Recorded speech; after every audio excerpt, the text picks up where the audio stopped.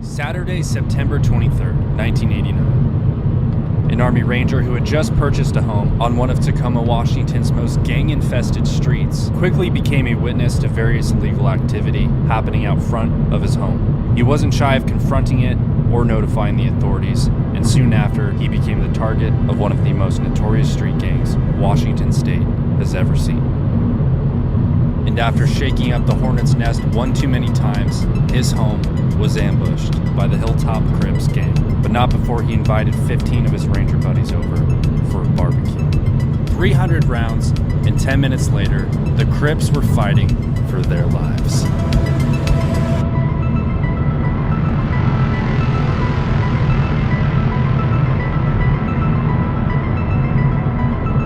In 1989, the neighborhood of Ash Street in Tacoma, Washington was an open-air drug market. There were several hotspots and almost every house on the block was an active and thriving trap house. These gang infestations in the 1980s, born from the crack epidemic, flooded the streets and created an economic downturn that defined the decade. You might remember President Ronald Reagan declaring the war on drugs, or his first lady who was just like, just say no. That was this time. Tacoma was Washington State's ground zero of gang activity, and by the summer of 1989, it had grown blatant, middle-of-the-day type shit, like selling crack to the ice cream man type shit. And this was all fueled by an influx of gang members moving in from California. Tacoma police had experienced nothing like it before, and were really struggling to get it under control, oftentimes not even knowing how to respond to it. Ash Street neighbors consistently called police and called 911 repeatedly and got nowhere. The typical response from police at the time was very mild. Community-oriented policing was a new thing, such as taking bullshit calls and pretending like it's not bullshit. Yes, ma'am. I know you can't sleep when the dogs are barking. But community policing was still viewed with suspicion by veteran cops who came up in the 60s and preferred the old ways, like smacking people in the head with their portable radios. At the time, Tacoma Police Chief Ray Faitlin pushed these new community policing programs so far that the Hilltop Crip gang rose to power. When the OGs from work like HTC, when we mounted up the streets 200 deep, more things had to shoot up with cats from Ashland, where the Ashlands could with the Hilltop Crip.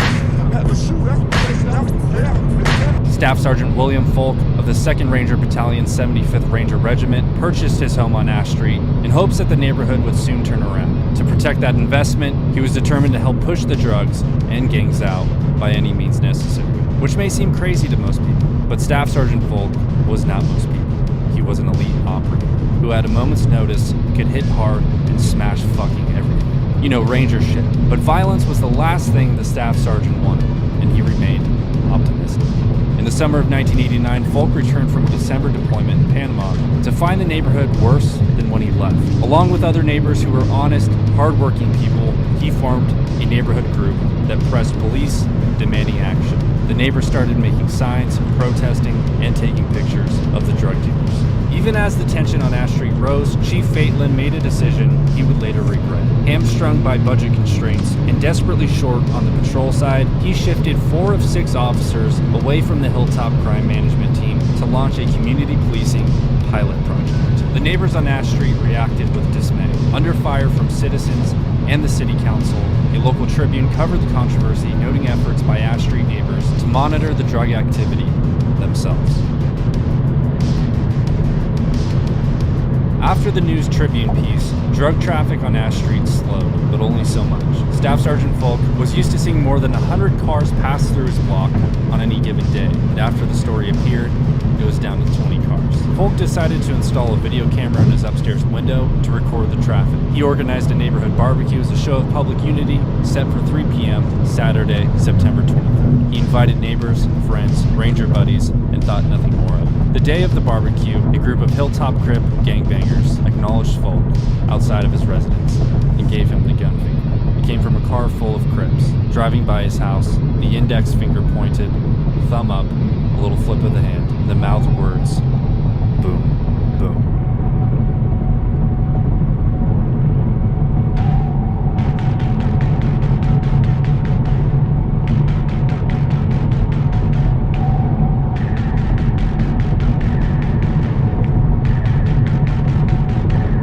Gangsters saw the video camera on Folk's house, and a few hours later they returned and threw rocks at it. Someone else took shots at the house and the video camera with a BB gun. Folk and a few ranger buddies then walked across the street to confront the out-of-shape, chain-smoking gangbangers who think they're hard.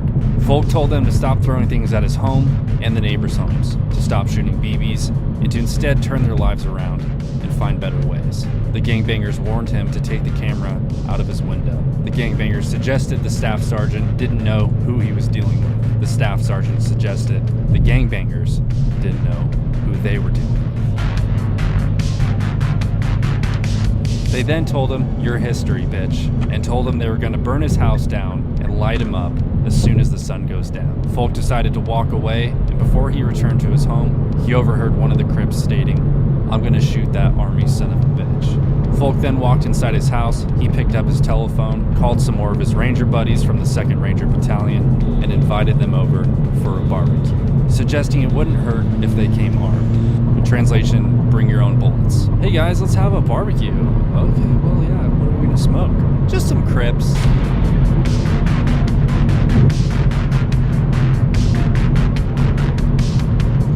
Including the few rangers who were already at the barbecue and the rangers called, the total of rangers grew to 15. Folk told them to bring personal weapons and whatever else they had. They came armed to the teeth with handguns, shotguns, and rifles. Folk was armed with a Browning 9mm and a Colt Python 357 Magnum. Fucking Magnum. Who's the gangster now, bitch? Over a couple beers, Folk pitched to his buddies a defensive operation of his home. Stake out locations and wait, no first moves. If police come, disarm immediately, cooperate, and assist. And all of his buddies joyfully agreed and were fucking down. They thought maybe nothing will happen, but if it does, zero tolerance for dudes shooting gats and smoking Swisher Sweets. As the sun went down, the rangers dispersed into their defensive positions, alert and observant of any and all activity inside and outside the perimeter of the house. A few hours had passed as the rangers held their positions. One ranger observed a vehicle approaching in the distance at a slow rate of speed, at which point the vehicle shut off its headlights. Folk, with his Magnum in hand, returned the favor and turned out the lights in his house and in the yard. At 9:20 p.m., as the vehicle approached, someone within the vehicle fired a shot into the air. The house was now taking fire from the rear, where, according to police reports, small caliber automatic gunfire was heard. The Rangers opened a shit ton of fire, but so did the Hilltop Crips. One of the Rangers, William Edwards, was posted on the front porch. When the shooting started, he hit the ground as a bullet slammed into the wall beside him. He and other Rangers returned fire, seeing figures running amongst parked cars on the other side of the street. Ranger Russell Nolte, posted in the backyard, crawled forward as a shot hit the back of the house 3 feet over his head. Ranger Burr Settles was posted upstairs by the infamous controversial fucking video camera as a shot came through the window. The bullet grazed his head and he received multiple lacerations on his face from the shattered glass. Numerous muzzle flashes were now seen from the east. There were at least 16 shooters in 3 different locations. The Rangers again returned fire, while outside the assailants took cover amongst the parked cars, shooting over their shoulders, ducking down, shooting blindly. You know, stupid shit like that, like gangsters do. At this time, a neighbor taking cover on her kitchen floor dialed 911. And just like the famous Wild West shootout at the OK Corral, it was over in minutes. 10 minutes, to be exact. The first police car came down the middle of the street, cherries and berries on, with his siren blaring. The Rangers dropped their weapons, but as that first patrol car arrived on scene, one of the Hilltop Crip gang members popped a round off, sending the patrol car reversing out of the scene so quickly, smoke was seen coming from the rear tires. Officers in the car reported hearing 50 to 60 shots in less than 1 minute. Shortly after, more cops pulled into the block, and the gangbangers ran.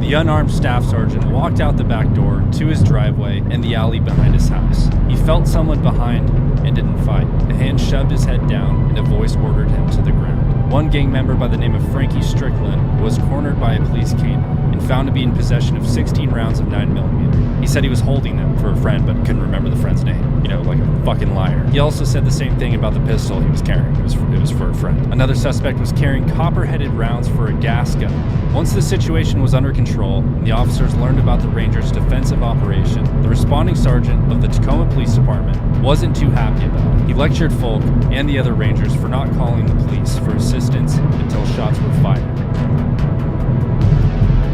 and felt that the situation may have been avoided by calling 911 prior to the shooting getting started. Out of what was quite possibly a 35-man gunfight with over 300 rounds shot in the dark, no one was reported to be killed or injured.